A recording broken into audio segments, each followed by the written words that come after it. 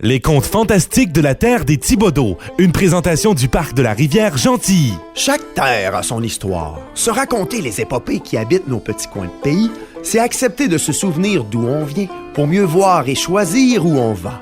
Je vais vous parler de l'endroit qui est devenu le parc de la rivière Gentilly. Au début du 20e siècle, Rose et Alphonse Thibodeau vont acquérir la terre et venir s'y établir avec leurs 10 enfants.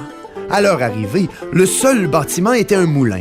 La famille y vivra pendant 2 ans, supportant son vacarme, le temps de se construire une maison où y naîtra leur dernier enfant, le seul né sur place, Homer Thibodeau.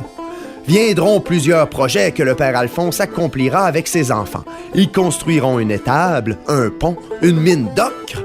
Ils exploiteront le tout ardemment, mais la vie sera toujours difficile, propre à l'époque, avec la grippe espagnole qui passera et la crise des années 20 qui frappera. Le père et la mère Thibodeau mourront, la mine fermera et les enfants partiront.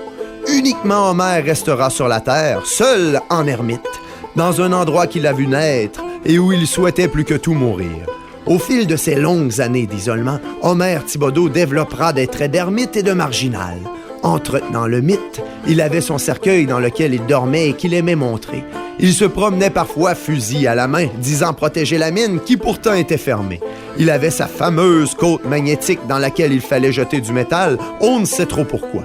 Plusieurs se souviennent de lui comme quelqu'un d'accueillant, comique, conteur et offrant de vieux bonbons tout collés.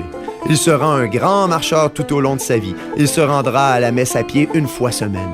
À la fin de ses jours, malade, il sera hospitalisé chez les religieuses, d'où il s'enfuira plusieurs fois, retournant toujours en son chac, sur la terre de sa famille qu'il aimait tant. Sa cabane sera brûlée, on a présumé pour faire cesser ses fugues, et Homer finira ses jours chez les sœurs, où il s'éteindra peu après. L'histoire semble triste, mais elle est pourtant composée d'une multitude de petits moments heureux. Et fidèle à ces moments de bonheur et d'amour qui meublent l'histoire de cette terre, on vient maintenant y bouger dans ces magnifiques sentiers afin de vivre ce qui deviendra d'excellents souvenirs. Les contes fantastiques de la terre des Thibodaux étaient une présentation du parc de la rivière Gentilly.